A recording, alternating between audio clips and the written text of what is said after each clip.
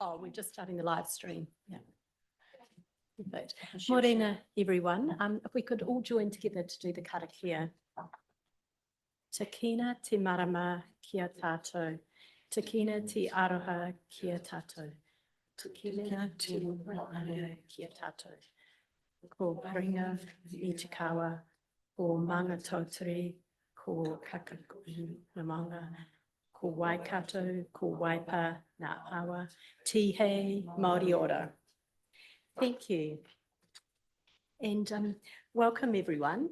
Firstly, I'd like to acknowledge our Mayor and our new committee members. It's wonderful to have you joining us today, and we really look forward to you bringing your expertise to the committee and engaging collaboratively and constructively as we have quite a full agenda to work through today. I'm also very grateful that we have both Roger and Monty as returning committee members with a wealth of knowledge and experience. So thank you for re-engaging and being part of this committee. I'd also like to acknowledge and thank you for entrusting me to chair this Risk and Assurance Committee. I appreciate it's big shoes after Bruce to fill, so I'm hoping I can fill those well. I really do look forward to working with you as we seek the best outcomes for Waipa District Council and as we support Steph and her management team in navigating through the year ahead.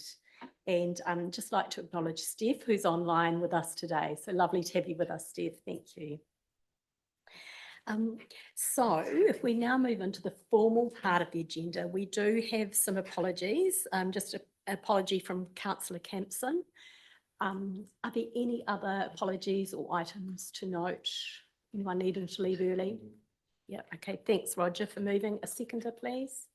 Yeah, and Mike, and all those in favour? Aye. Yeah, against, carried. Thank you. We next have the disclosure of members' interests. So if anyone has any changes to those, please let our governance team know and we will note those.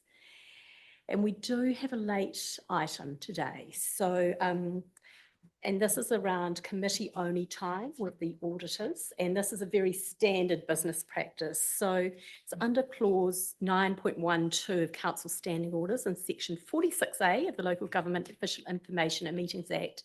The council may deal with an item that is not on the agenda if this is approved by resolution. So we do need to pass a resolution, and that the reasons explained for why the item is not on the agenda and why the matter cannot be delayed until the next meeting. So this agenda includes an agenda item for the Risk and Assurance Committee to consider the annual report and summary annual report. And prior to considering this item, it's considered appropriate that the committee have an PX discussion with the auditor. So the resolution that I'd like to pass is that the Risk and Assurance Committee approves the committee-only discussion with auditors to be received and considered at the Risk and Assurance meeting on the 15th of December as a late item. Thanks, Roger. If you're happy to second that, and Mike, yeah. And all those in favour, please say aye. Aye. Against, carried. Excellent. So we now have the confirmation of the order of the meeting, and I have a recommendation here that the order of the meeting be confirmed, subject to an additional resolution to exclude the public at item 9, followed by the late item, public excluded, committee only discussion with auditors, and thereafter changing the item number sequence for the remainder of the meeting. Thanks, Mayor and seconder. Claire, thank you. All those in favour? Against? Carried. Thank you. So our first substantive item is the terms of reference and the work programme, and I'd like to invite Jenny to present that for us. Oh, and George, thank you.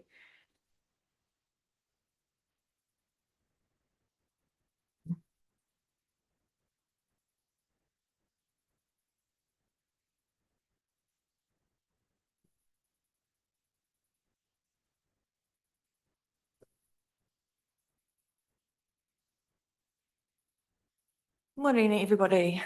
All right, so the report that you've got before you covers two things. So it covers the terms of reference for the committee and the work plan.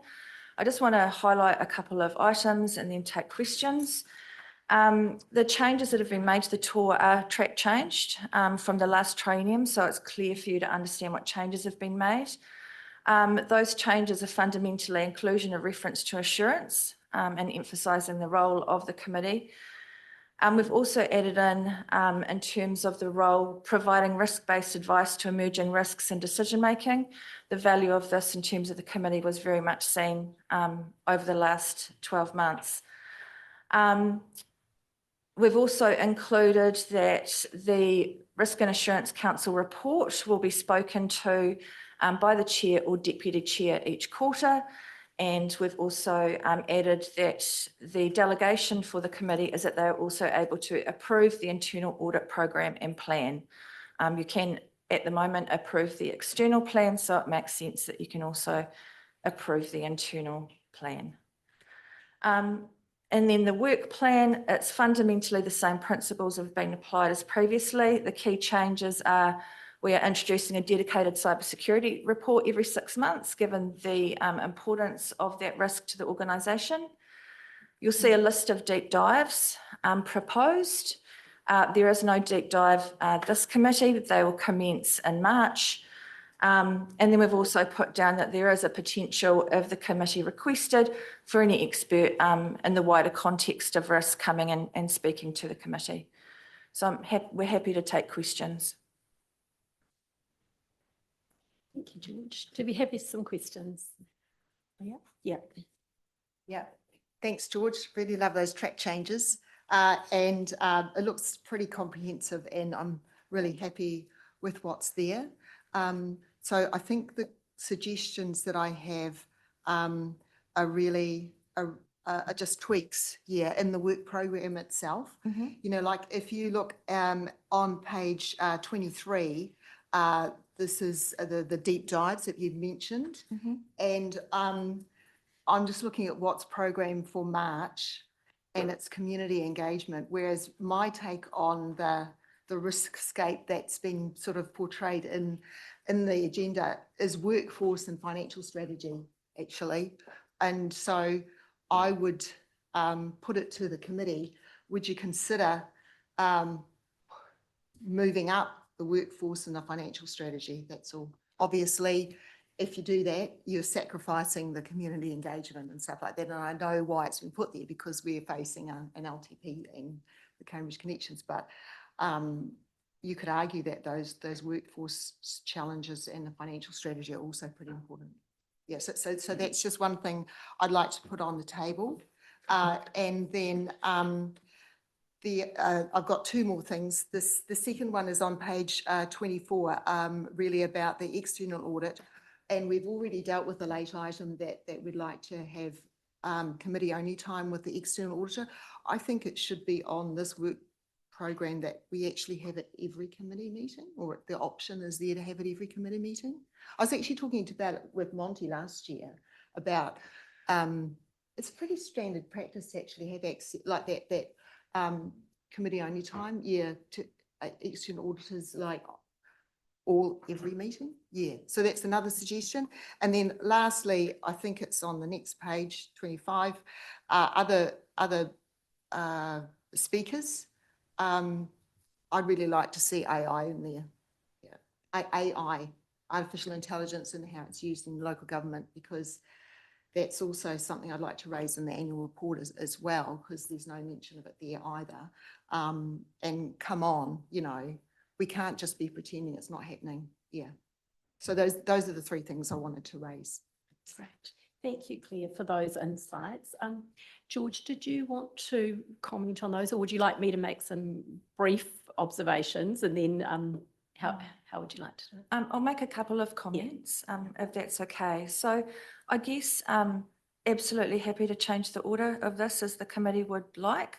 I would just caution probably a little bit around the financial strategy, because that's going to be the topic of many discussions as you start proceeding through the 2027 LTP, and that may be slightly confusing, I guess, if you're already doing deep dives into that as part of the development of the LTP, and probably they will be deeper than what will be in this deep dive. So I would just caution against the timing of that.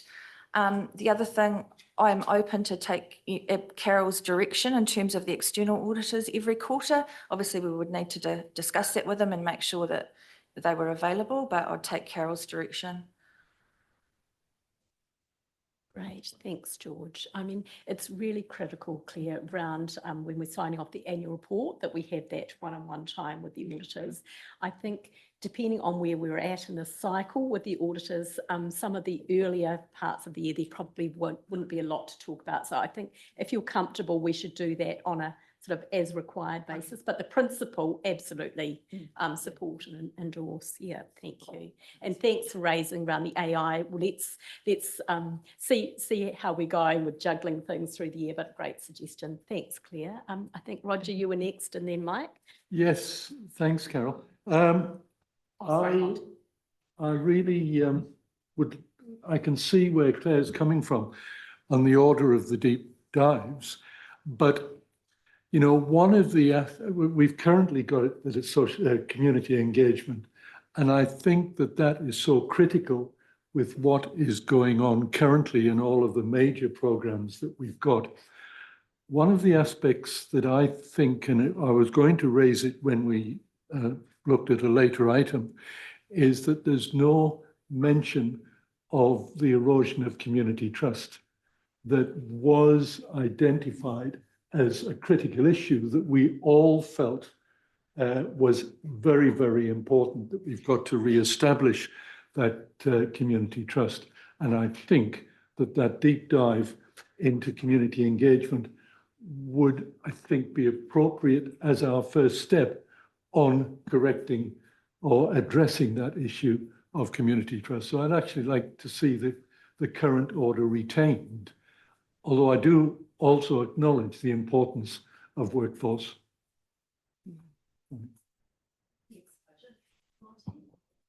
Yeah, I just wanted to respond to a couple of things Claire brought up. First of all, on the positioning of the deep dive into the finance strategy, I'm actually with George on this one because it's a pretty early building block in the next LTP.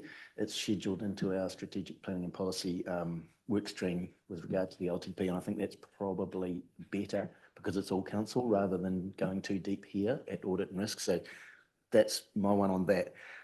But the participation of the external auditors in this committee, I hear what you're saying, Carol, that it'll be on an as needs basis, but just one thing that I do think we need to keep our eye firmly on is the growth assumptions underpinning our next LTP.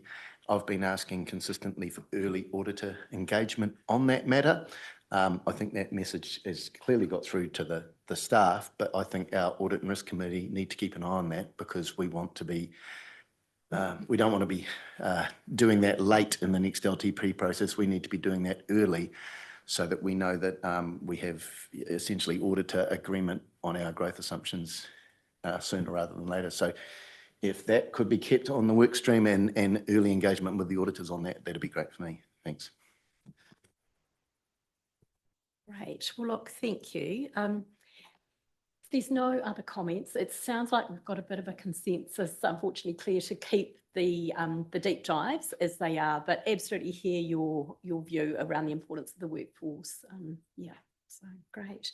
So could I have a mover and a seconder for receiving the report and approving the terms of reference and the work program? Thank you, Roger, and thank you, Sean.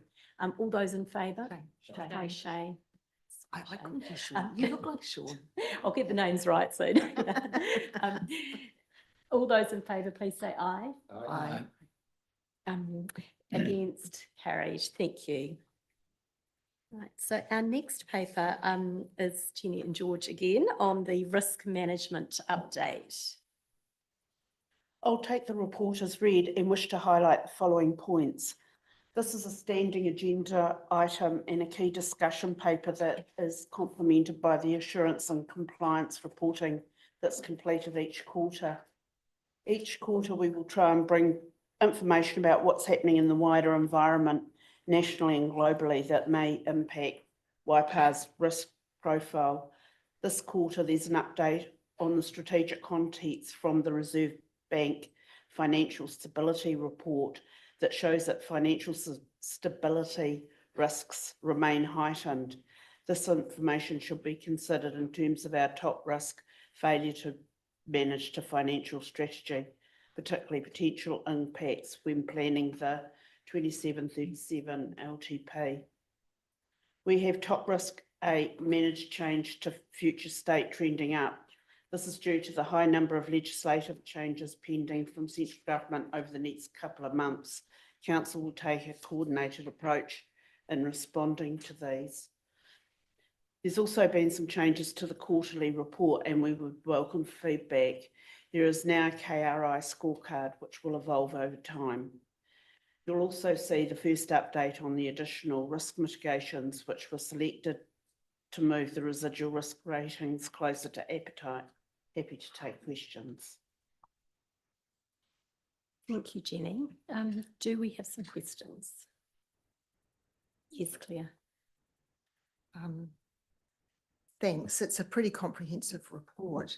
And I guess something that I just wanted to focus in on really is this page 32, which is the quarterly risk management report, and it talks about the key risk indicators summary.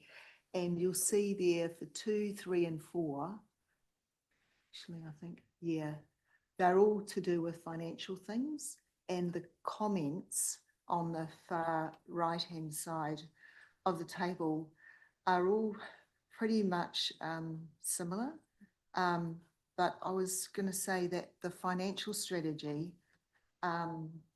would have broader trends impacting the risk, like revenue receipts, so other than capital, like DCs and things like that. That's all, yeah. So, I mean, as we get into more difficult financial times, we might have a lot more non-payment of rates, for instance, or pushback on water charges, things like that. Yeah, like I did note in the financial report that we got last week, that there is a delay, I think, of 4% in the receipts of water charges, I think, which actually equates to $900,000. You know, like it's not small stuff, even though it's small percentages. That's all. So I just thought it's nice to sort of follow I suppose the capital receipts and DCs in those risks, but at least for the financial strategy, it's just broader than that. Yeah, that's all. And then if it's okay, I was just going to go on to the top mitigant actions. So that's on page 34. Yeah, and so, you know, I'm new back on the risk and assurance committee, so I'm not sure if I'm across all of the things that I guess I'm sort of bringing forward from the previous triennium, but like that first one about it's to do with transitioning staff to the Waikato Waters thing, and it says it's on track. So we've heard recently that there are now delays with Waikato Waters Limited. So it's not at our end, but it's at their end. So I would say, yeah, it might be on track when you did this report, but I question whether or not we should be leaving it as on track. And then further down the list, there's the staff engagement survey. So I'm happy with what's there, but I can recall requesting a summary of the staff engagement survey for elected members, and also as a natural consequence from that, the planned initiatives as well. So we've had no visibility at all on, I think we've had the headline number, 80-something% of people are happy to engage, but we've had nothing about the trends identified and nothing about the actions. So I'm just highlighting that because I think it's important for either this committee or Finance and Corporate to be across that. And then lastly, further down, there's about the boundary change process, and that's also linked in with the Southern Wastewater Treatment Plant. And I question whether or not the way the risks are viewed at this point, have they changed with that regional council Yeah, reform, yeah. Has that changed things for us? I don't know, because, again, it's just looking at, it's on track and that, but there's been pretty major changes in the policy area, so, yeah. Thank you, Claire. George, did you want to respond on some of those points? Yeah. Yeah, absolutely. And thank you, Councillor St Pierre.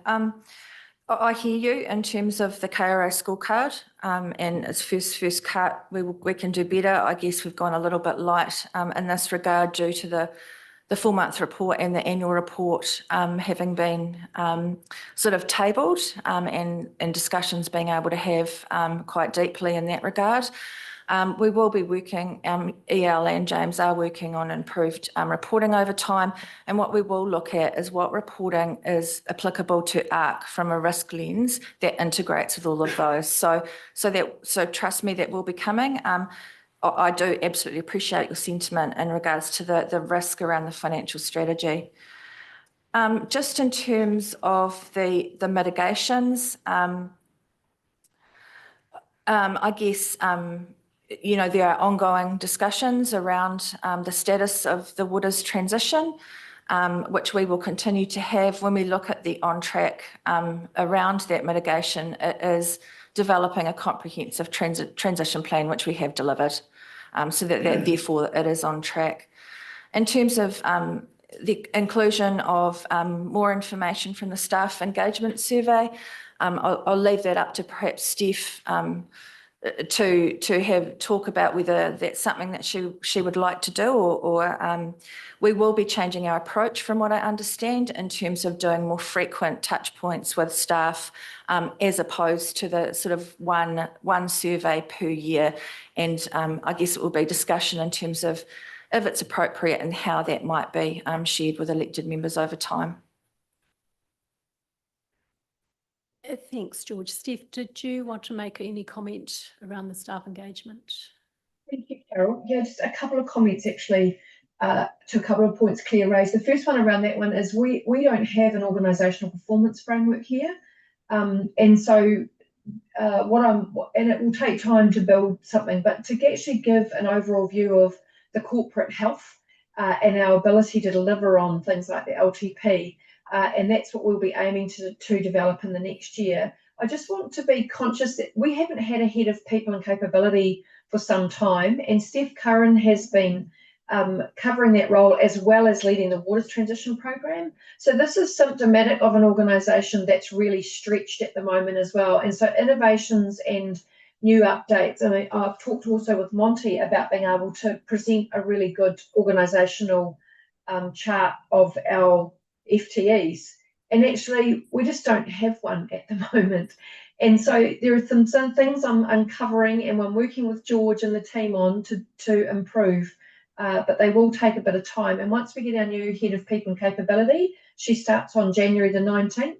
These are the things that she will be working on. So we realise that they're needing to come, but actually in the first instance, the feedback on the staff survey wouldn't come to risk and assurance, it would come to finance and corporate, finance and organisational reporting as part of a broader corporate framework. Just if I may, Carol, to Claire's point, the local government improvement bill, or the discussion paper that was released around regional council reform, was less than 2 weeks ago. There's been absolutely no chance to assess at this point in time what that means for the Southern Wastewater Treatment Plant or boundary changes. So we just have to temper a little bit. And these things will be impacted in time, but we still haven't even formed a view about the discussion document, let alone how it impacts specific projects. So I appreciate the landscape is changing, and this is the place to watch the changing landscape in risk and assurance, but we'll just need to take it one step at a time. Thank you. Thank you, Steph. Shane? So when I take a look at the summary of top risks and I think about what's happening, I think a top risk that's not really focused on enough is reputational risk. And this sort of is enlarging on what Roger was saying. if I have a look at that summary of top risks, the closest I've got to it is stakeholder relationship and community engagement. And I'm wondering whether that's the heading of that would be better stated as being reputational risk. And then when you think about how to mitigate reputational risk, then it's obviously the satisfaction survey, but it could also be the culture of the organisation. It can be about our communication strategy, etc. So I'd like to see a little bit more focus in that area of reputation risk, because we know it's an issue and we know it needs to be resolved. And I think it's a manageable issue, and I think it's a low cost management issue, and I think we need to focus on it. George or Steph, did you want to comment on that? I hear you. It's a really important issue.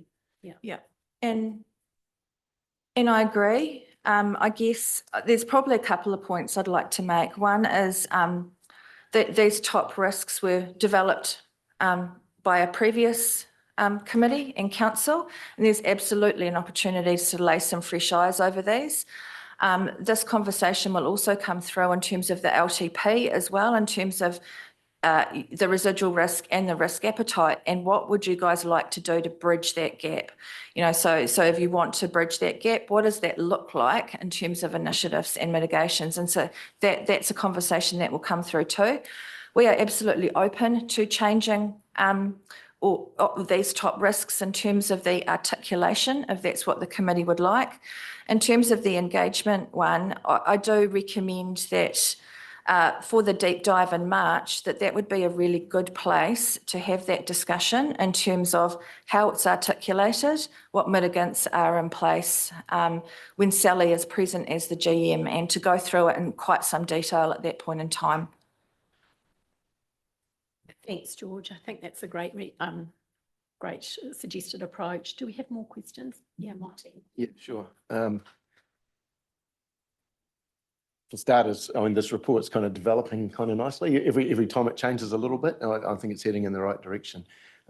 Just a few things. The KRI, the Key Risk Indicator Summary, that's pulling straight out of the mitigants. The KRIs described in the top risk statement, isn't it? So it includes all of them that are included in the top risks?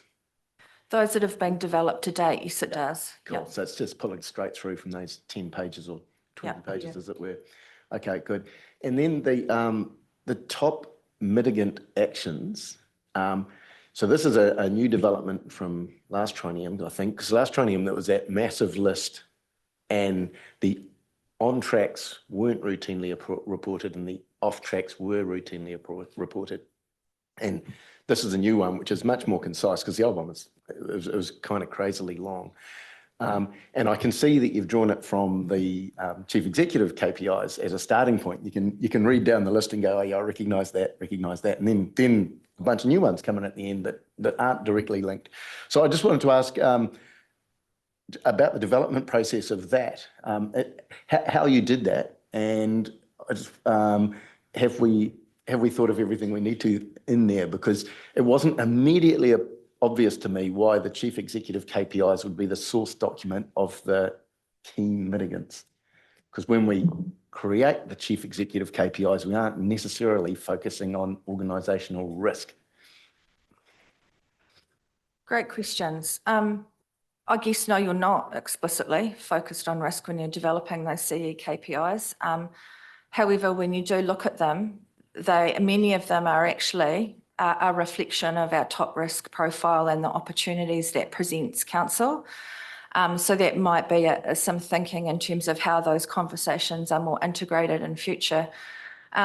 We take a cascading business planning approach, which does come down from the chief executive down through the organisation. So those additional mitigants are ones that will be sitting in GM business plans that have flowed down, and we've identified that they are applicable to managing that mitigant.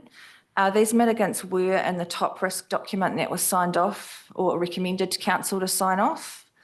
But again, fresh eyes, absolutely happy to have a look at them if you think that we're not doing enough or these aren't quite lined up. And again, I would suggest as part of, initiatives as we go into the strategic planning cycle, that's a great opportunity to have that discussion if they require funding. Okay, that's a great call out. So these are again derived from the top risk statements. I'd missed that. So if I went through those 20 pages, I'd find it there as well. Okay, good one. Thank you. And just another couple getting a little bit detailed here, going down to the page 36, the Appendix 2 on the KRIs. The chart at the bottom, the capital expenditure one, I was really struggling to understand what the cash flow column meant. And I know James is sitting behind me. I just couldn't get my head around that. What is that telling me? I will look to James to help with that question if you're able, James. We're on page 36 of Diligent. I'll make sure to hand that note to EL. Oh, sorry, EL. Do you want to come up here? Oh.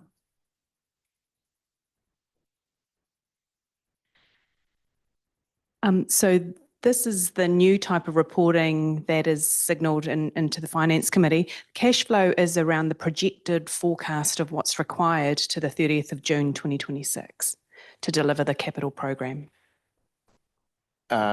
Yes, so how's it different to the forecast? Is it actually pulling from the cash flow statement? Is that what's going on here? So the forecast is the forecast full year. So the forecast is the year-to-date forecast is the third column in, and then the full year forecast against the full year is what's predicted to be spent. But what the cash flow is what money is needed to be, it's almost in our finances for this financial year for 25-26 to deliver that portion of program that we expect to deliver. So if it's less, that means there's a push-pull there's a delay or a deferral in some capital program works. Or if it is more, it means that our program is operating faster than we had anticipated. Okay, thanks for that explanation. I'll do some more thinking on that. I can't immediately get that, but I hear what you're saying. The principle makes sense. But we'll build on that for the further reports into the future across all of our committees. Thank you. And then just a silly detail one, ahead to 39, the other revenue analysis chart where we start looking at, other sources of income apart from rates. Building consents granted. It strikes me that has to be wrong. The number's just wrong, I think. It's pulling off not a year to date, but a full year. The prior comparative is a full year number. Yeah. So it's actually nowhere near that bad, right? Yeah, and apologise about that because it actually got picked up at the year-end report at the end of the triennium, and we explained it then, but with the 4-month report and the audit report all due in the same week, I actually missed it on the review. So we'll definitely get that one next time. I was actually waiting for someone to ask that question on finance and corporate. That was probably a goldfish moment for me. It was probably me that asked it last time.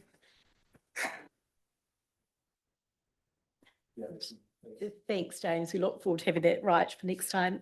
So next we have Shane. yeah, just sort of supplementary to my first comment about reputational risk. The risk appetite seems to be very high for some areas where I feel a little bit uncomfortable with that high risk appetite. It seems to me that there should be more effort to get the risk down and not accept a higher risk. And I talk about things like the financial strategy and definitely the number 7, which should be reputation. That's high risk. And it's just something that, just a comment really.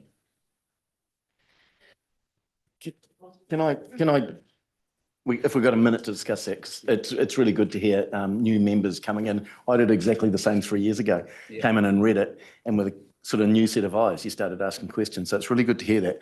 But we do an externally facilitated workshop for setting these top risks and the appetites that flow from them. But I just want to there's a real tendency to want to nail or ratchet down the risk appetite on everything. And sort of two comments on that. One, you've got to be careful not to pin the organisation down so hard that you're accepting no risk. Look, at that point, your enterprise risk management framework becomes useless because you're telling everyone just take no risk. I will accept no risk. And secondly, if you are going to ratchet down your desired risk appetite, you've got to resource the organisation to do it. And so you've got to be really realistic about that. You can't say to them, we want you to do this, this and this, but we're not going to resource you. That's so I think this is a really foundational governance document, that risk appetite statement. And I kind of like it when the management hold us to account on that, when they come back and say, well, hang on, you told us, you set those risk appetites and now you're not resourcing us. It's a really good interplay between management and governance. So I really like the way you're thinking about it, Shane, and we'll be doing this relatively early. I think it comes up pretty early, the top risk. It's in our work plan. We've already seen it, but it comes up pretty early and it'll be a really good discussion with 6 new councillors. And it really nicely frames up the next long-term planning cycle because it's such a foundational document. So thanks. Yeah, thanks, Monty. I fully understand what you're saying, that you have to resource to fight those risks, if you like. But if you're standing up and looking down, the issues we've had is finance and reputation. So, you know, if we want to really focus on those areas, we need to think about that risk appetite a little bit tougher. And I also think that sometimes there's solutions that don't require money to be thrown at them. And so we need to think about that as well. So, yeah, understand your point and thanks for that. Thanks for that, Shane. George, did you want to make any further comments? And I just do want to draw people's attention to the back of these little things that you have on your thing. It does give the definitions of each of the risk appetites as well. George, did you want to make another comment? Yeah, I do. And look, I think I just want to thank you for the comments, because that is the guts of what we're trying to do here, is what is the risk appetite settings for council. Therefore, what is, you know, fundamentally the initiatives, therefore resourcing that council requires to manage those risks to a level that you have set. Just a little bit in terms of the stakeholder engagement risk. There's pockets within these risks where you're willing to take a bit of risk and you're not willing to take a bit of risk. And it becomes a little bit nuanced under here. And as part of these discussions, it's good to go back and reflect on the detailed top risk document that talks about those specific nuances. The reason why council landed on high at the time for that was that they're really wanting to engage differently and take risks around looking at different ways of engaging with the community. So I just wanted to, I'm not saying it's right or wrong, I'm just providing further context for you in terms of why it was set at that time, at that level. Thank you, George. And we have Roger next. Yes, thank you. And I'm just going to go back to the page 39 again. And I appreciate your comment that, in fact, you already realised that there was an error. But I'm just looking at the graph there on building consents. And it looks as if September and October actually were something like 20% up over last year. So even, you know, that graph does tell a different, and it tells a more positive picture. So I think if you could perhaps come back to us with the actual comparisons for September, October, I think that would be useful. It would be great. Yeah, we'll do the 4 month. We'll do. Yep. Thank you. Thank you. Thank you, Roger. Claire? Yes, thanks. I was just wanting to speak to the graph about the cash flow that Monty raised and that EL spoke to. So that's on page 36. I just think it'd be really helpful if we could just have the definition as sort of as a footnote to the graph, because then it helps us to remember what it actually represents. That's all. There's nothing wrong with having a footnote so that the interpretation is unambiguous. Yeah, I'd like to press that. Thanks. Yeah, that sounds like a practical suggestion. Yeah, George is nodding her head. Yeah. Excellent.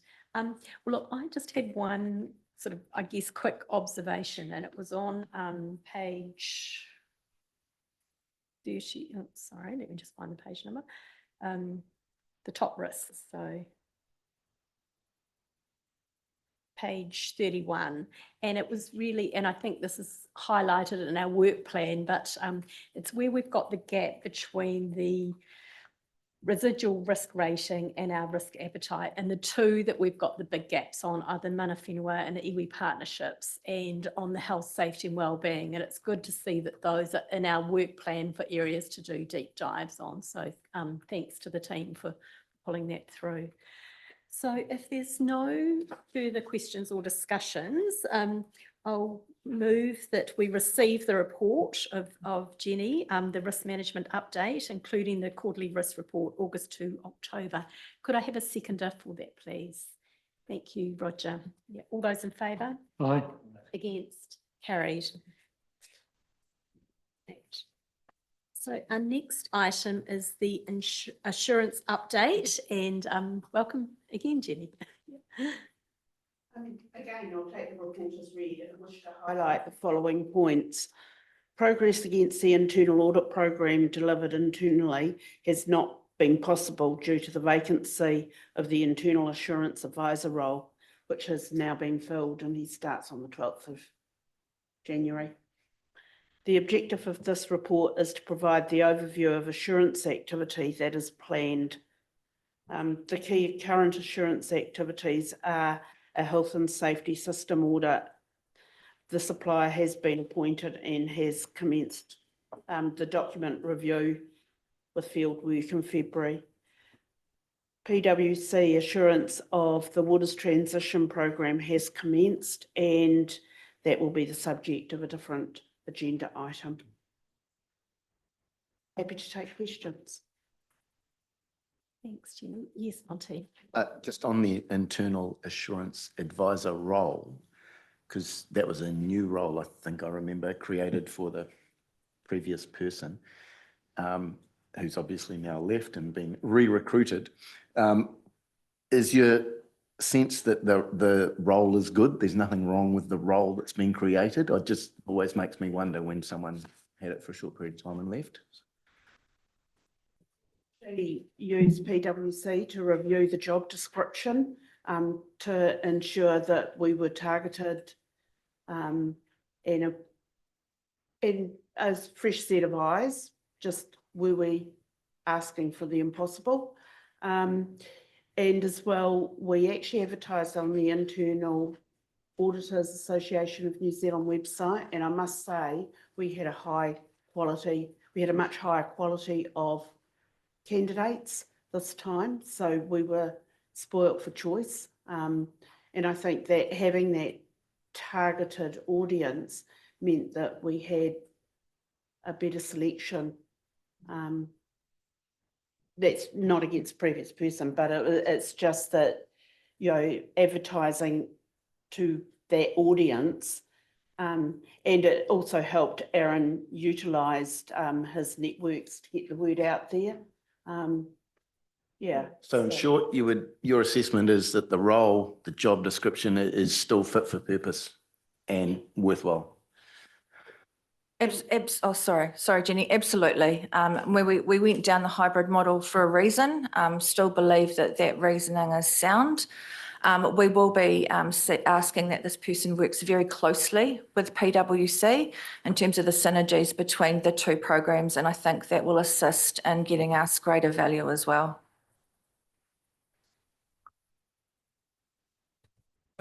For someone who doesn't have the history of understanding what this role is, could someone just give me a quick description of what this role entails, please? Yep. So as a council, for our assurance activity, we adopt what's called a 3 lines model, which talks about the lines of defence, I guess, not a very positive word, but that's the terminology used. Our independent auditors, so our first line of defence is staff, right, doing the right thing, following processes. our second line of defence is around more, and correct me if I've got this wrong, Jade, who could probably articulate this a lot better than me, is around the management in regards to ensuring that controls are in place and being followed. And as part of that second line is also around assurance of those controls, etc. And that's where the internal assurance advisor comes in. The next line of defence is independence. So that's when our PwC partners come in, and then even more so our external audit partners. So in terms of that internal one, there's sort of 3 lines of defence. This role sits in the middle in terms of making sure that our controls are in place and providing recommendations to improve. So who does this person report to, and do they have the ability to, sometimes they'll be in situations where they're not liking what they're seeing. Who can they talk to, can give an independent view, and they're not tied to the organisation? So how would that work? Yeah, absolutely. So currently, as a temporary arrangement, the role is reporting through to Jenny as the Senior Business Resilience and Risk Advisor. It's very much within the job description, and the we have a document. What's the document? Assurance charter. The Assurance Charter, which outlines all the lines of communication for that role. One of those is directly into Carol. So that person has the ability to go directly to Carol if they are concerned. They also have a time at committee without any other staff present where you are able to ask them free and frank questions. And I just want to make people aware we do have Jade from PwC online with us. So I will invite Jade shortly if she wants to make any comments as well. But before we do that, Mike. Yeah. Thanks. It's page 48, just a question there, just around the litigation and the risk around that, particularly with the annual plan rate setting that's coming up and the effects on that. So is there any timeframes around when these things might be settled? Like we're looking at 2026?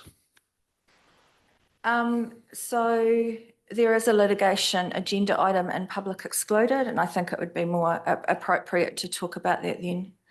Thanks for that. Look, Jade, it's wonderful to have you joining with us. Are there any sort of observations or points you'd like to add to the discussion?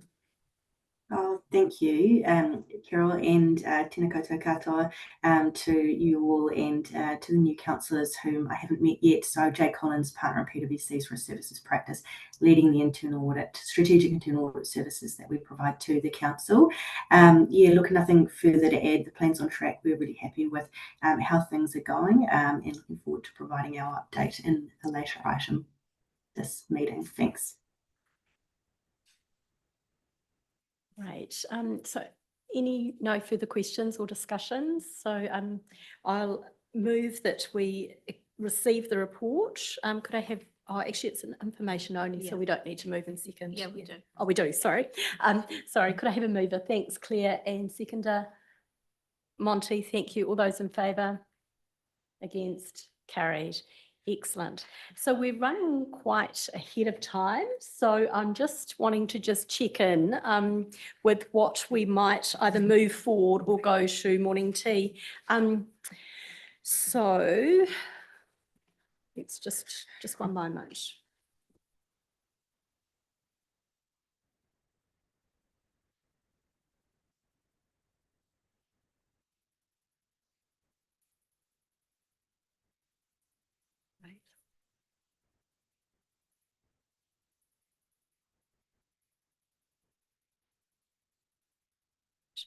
Look, we're waiting, we will break for morning tea now and we'll come back at 20 past. We're waiting for Renee from Audit NZ, who's actually driving down. So hopefully she will be here then.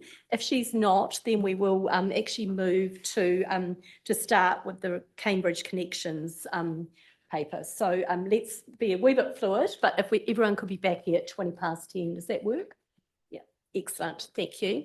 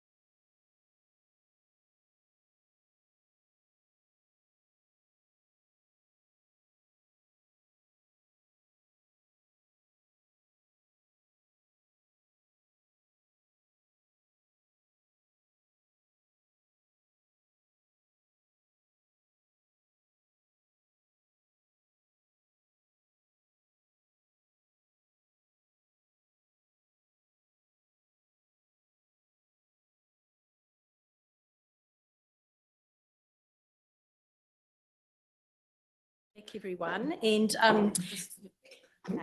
it's welcome back, and it's lovely to have Renee here from Audit New Zealand, and we have Yolanda and Nada to present our annual report. So over to the two of you.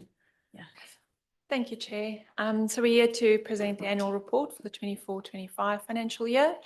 In the pack that you received, subsequent to issuing the agenda, we've had to make a couple of amendments based on audit's request. So Nada will take you through the pages that changed, explaining what changed and why it changed.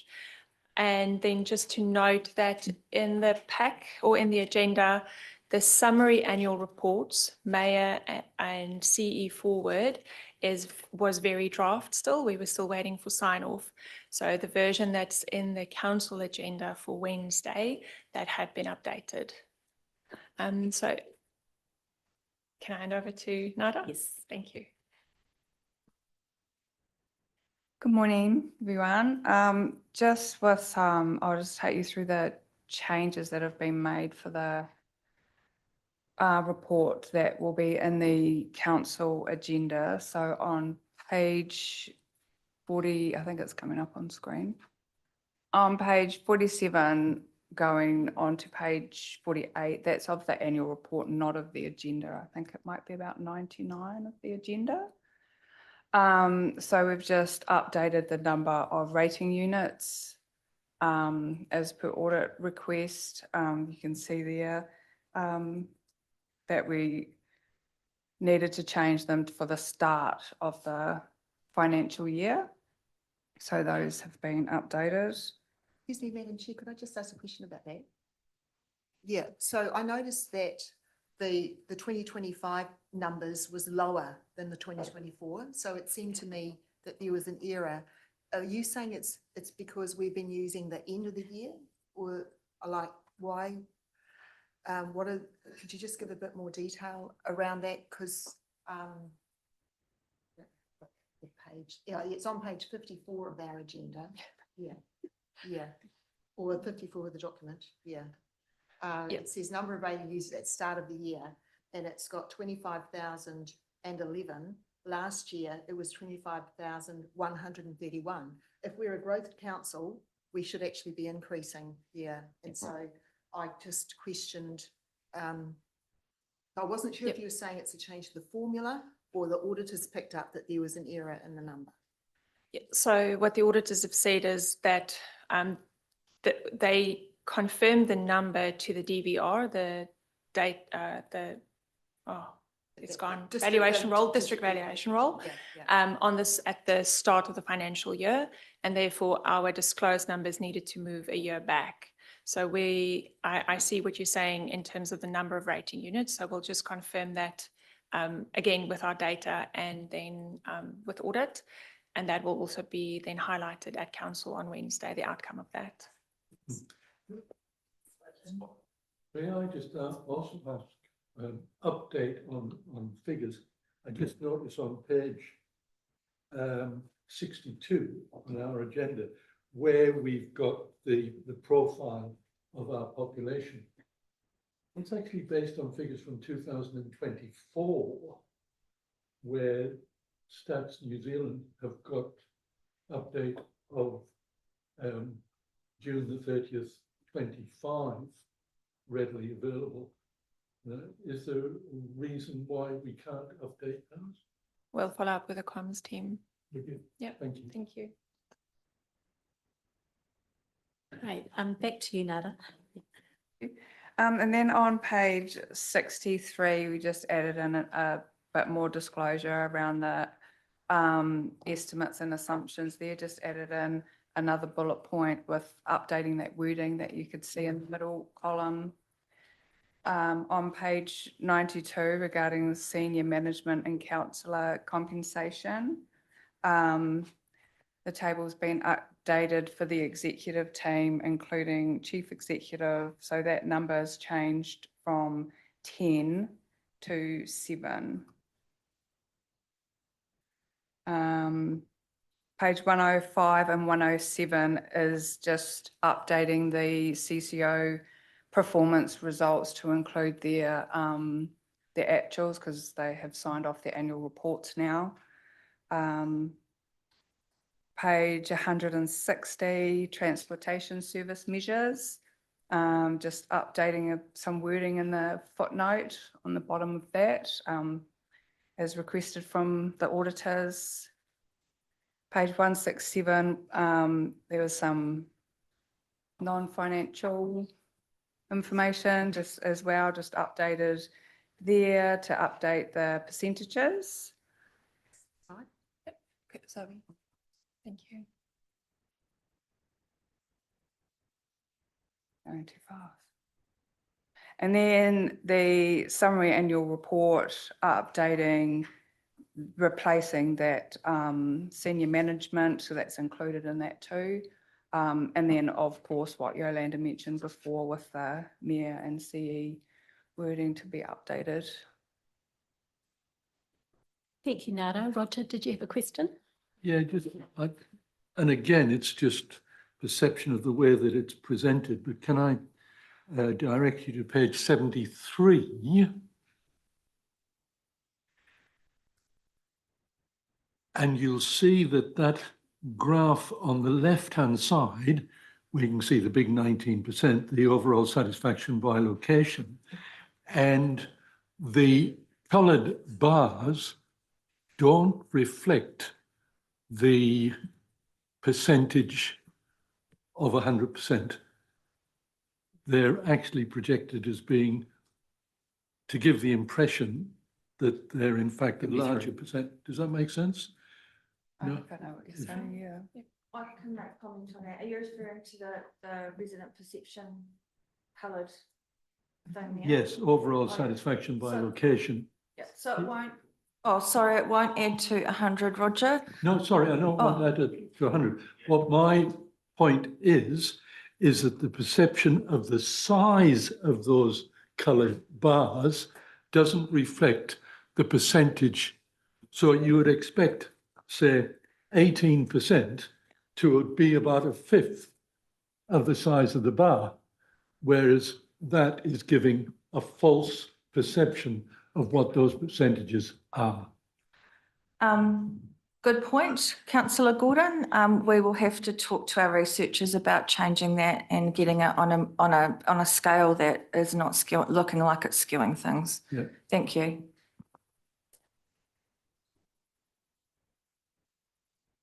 Thanks for that. So does anyone else have any questions? As I went through, I noted a couple of little typo things. I'll just flip those to you afterwards as an email. They're all pretty minor. But Claire, yes. Yes, I have, I mean, these are just really minor things, all right? I mean, the rating unit one was the most concerning thing that I found. But I thought on page 23 of the annual report, this is the financial overview and what's driving our costs. And I just, in the track changes version, it looks like the less income from developers has been taken out. And I would argue actually that, you know, development contributions with the slowdown, it's still relevant. That's all. So I would question whether or not it could be added back in, I guess. Yeah. And then on the same page, at the bottom, it talks about where we stand, and it mentions that we ended up with an operating deficit of 16.8 million. And you mentioned that some of those are due to non-cash items and that, which I'm totally fine with. But in actual fact, we've done far more asset adjustments and write-offs because we're preparing for the transition of the waters assets out. And in fact, when you look at our other expenses line, you know, it's nearly 50 million. And most of it, I presume, is to do with tidying up our records, really. And I just felt it'd be quite good to mention that in there, that's all, because in a way it's glossed over. Like, I know it as a councillor, but anyone external reading it, yeah, I didn't know, yeah, I guess it's just reporting in a way that people might pick it up. Yeah. Yeah, there was quite a big focus, if you remember last year, Councillor Clare, on as we were working through the LTP audit and the likes to make sure that everything was tip top and shape. And you're dead right. Yeah, you know, and it's just because we're trying to get our house in order, having really accurate records, moving them across, which is what we should be doing. But it's had a really big impact on our sort of final result. That's all.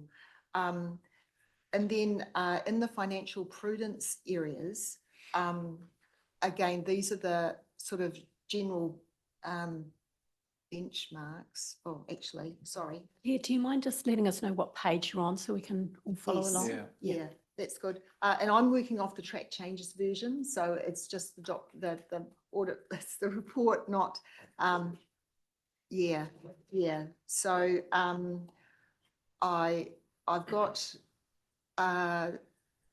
sorry, I've got my comments, and then I don't know which page they relate to. It says that it looks like it's on, it's to do with our debt ceiling and our bespoke lending covenant. It says that we were securing the 2.8% up to the 3.5, but in actual fact, we did secure it. Yeah.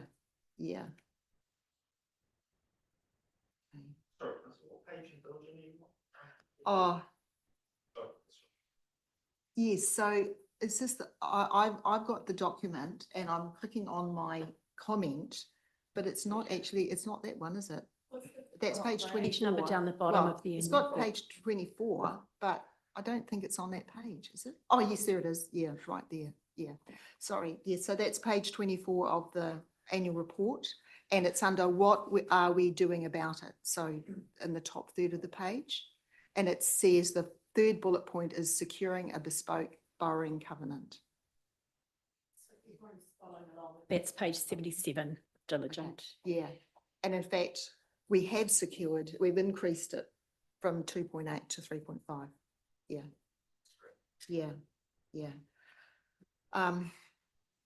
And then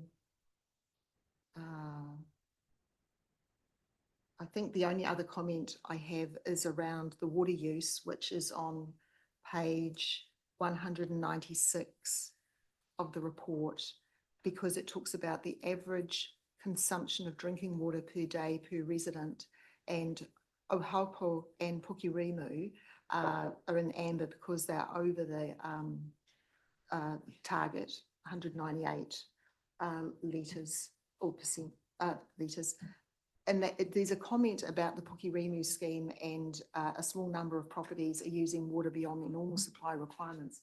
My understanding is that Pukirimu's scheme is supplying rural users, you know, like stock and horticulture. So it's not residential consumption. And I just thought it'd be not good to mention that it's likely that, I mean, those targets for consumption per day or something, it's for people, you know, it's not for. What Page and diligent are you on? Do you know, Claire? Well, it's 196. I think there's about a 50-page difference on the annual report. Yeah. Sorry about this. That's all good. Yeah. Struggling to find it. Yeah, I just 167, is it? Oh, thank you. That's it. Yeah, well, 196 of 227 page. Yeah, it's that one with the chart. Am I? Performance report. Yeah, thank you, Claire. I've found it. EL, are you following along here, or are you able to respond to Claire's question, or would you like us to come back to Claire? If we can come back to Claire, but in terms of yes, residential versus consumption versus, but it's actually total water, so it's actually coming back to the explanations for that. I can come back on those. Yeah, I just thought it'd be helpful to mention that scheme has got mixed use or something, and yeah, because I like there's horticulture in that area too, so yeah, it's probably why. Oh. So just so through the microphone. Yes, that's something that I will come back and consider in terms of the notes so that there is a noting in that area. Okay, and then just one minor point is to do with the makeup of committees. I don't know if Monty picked it up, but on the at the end of the report, there's the membership all of the council committees, and it mentions the sustainability and climate change subcommittee that Monty chairs, but he's not listed as a member. Yeah.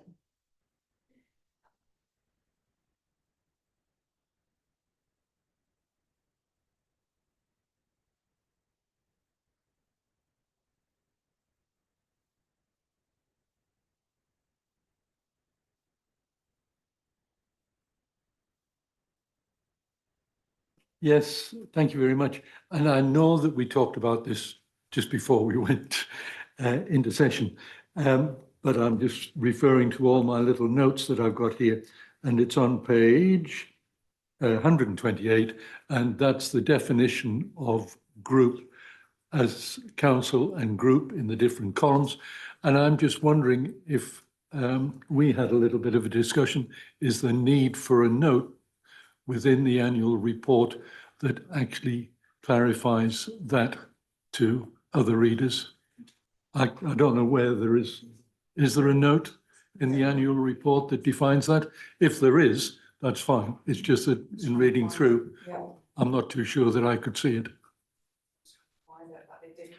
If there is, that's okay. Thank you. Thank you, Roger. Monty? Yeah, no question, just a comment from me, because this draft annual report came to the last ARC committee and we had a bit of a go at it. And I just wanted to say, I think where you've got to on your financial summary, James, is really good. And I had a bit of a moan about the financial prudence benchmark explanations. And I think they're really good now. I read it and went, perfect. That perfectly explains them. So well done. And thanks for taking those comments on board. That's appreciated. Thank you, Councillor. Excellent. Well, look, if there's no further questions of the team, what I suggest is that we move to having a PX session with, oh, actually, sorry, Renee, I'll invite you if you'd like to make some sort of general comments in the open environment and maybe talk through some of the key points of your letter. And then after that, we'll move into PX. Yeah. Thank you very much, Madam Chair. Good morning, everyone. It's really nice to be here in person and to see everyone. The audit is basically complete. We still have, we just need to work through all of these last little changes that. That's me, sorry. All of these last little bits and bobs coming through, and then we will be ready for adoption on Wednesday. We did provide Carol a letter a little bit at the end of last week. So I thought I'll just quickly run through the points, and then, should there be any questions, I can take that. So what we're up to, we always give an update, before the ARC meeting. We just noted again the audit timeline, which was pushed out earlier this year due to the LTP timeline that was moved on. So it's not the ideal time to finish your audit. The teams on this end also very busy, but I have to say things went really, really well, and we just want to thank management for all the support and assistance through the process. Just noting that the annual report is adopted at the council meeting, so we do expect the signed annual report, by the end of that day. Just a little bit of an admin notice there. The next point we made was just around local water done well, and we did work with management for that. It's your note 27 in the annual report, just to make sure that there's sufficient information for users in terms of what's happening next. We also made a recommendation, which I think management already went through, in terms of the next steps, the LTP amendment or annual plan, whatever it is that you're moving forward, just to make sure in terms of a requirement for audit, you need to be happy that we don't need to audit this round, and then we'll be back for the normal cycle for the year after. And then our focus areas, there's 4 that I want to quickly mention that we started the audit off with quite a couple of months ago. The first one is also our risk management override of controls. That's a standard focus area. Nothing to report in that instance. Nothing of concern have been noted. So that area has been cleared. All the revaluations that were done this year, that work is also all complete, and there's nothing of note in terms of the revaluations, nothing material. There is one note that we are making in our reporting, and that is a 57 million worth of land value that is not that was excluded from the valuation. For us, that falls below our materiality number, so we are just reporting it to you so that you are aware. The next one is vested assets. So for the people who've been around this table before, know we did have some vested asset challenges in the past 2 years. All of that's been cleared this year, so no significant issues. And just wanted to acknowledge the hard work done by management in that space to get that, to a place where we can clear it. There is a small misstatement that's coming through the letter of rep, and that's just because of our audit methodology, the standards that we follow. We have to report anything that's above the clearly trivial level, which is really small, but below, it's safely below materiality. So we did not request management to adjust it. It's a $404,000, which we investigated and found to be an isolated incident. So it's contained in that one error. And then the last one was around your PPE. It's the accounting for impairment, capitalizations, and everything around your PPE balance. That testing have been completed. Nothing much to report in that space. Everything went really well. There's one small misstatement similar to vested assets of 600,000 that we are showing to you in the letter of representation and the reporting. It was a impairment that was picked up afterwards, and management decided they're not going to adjust that number, so we are bringing that to your attention. That is everything on my list. So thank you very much, and thank you again for the hard work, team. And then if there's any questions, happy to take that. Look, thank you, Renee, for that overview, and it's fantastic to see the great work that's been done on the vested assets. I know that has been a challenge for us in the past, so well done to the team for navigating through that. Now we have a question from Monty. Yeah. And forgive me if this is a dumb question because I was busy reading note 27, but you mentioned while I was reading that the 50 odd million of property reval that hasn't made it through. Can you just explain that to me? Sure. I think that might be a better question for management. It was just a parcel of land that was not part of the revaluation by the valuer due to that land not having titles in Waipa's name, right? So that they've excluded from the revaluation. It was added back, so it's in the books. It was just not subject to the revaluation. So what we are saying is the risk is that the fair value of those land assets could be a little bit off. But we don't expect a material. Yeah, it's not material and they'd be understated anyway, not overstated, right? Yeah. Well, land is coming, has come down over time. So it might be either way, but we're not expecting any material issue on it. Yeah, I'd be more concerned if it was a physical asset because of obviously it would impact on our renewals program. But being land, last time I checked, you don't have to worry too much about renewing that. Yes, I mean, just on that though, could you give an example of what the land is or what the assets are? Like that they don't have a title. Yeah, but they're land. Yeah, it seems a bit unusual. Yeah. So I'm actually asking my team member at this stage. It had something, so we got a comment from Tony Coots. It's land that was purchased as part of a growth sale, and there's a delay in issuing the title. Just a change of title. Yeah.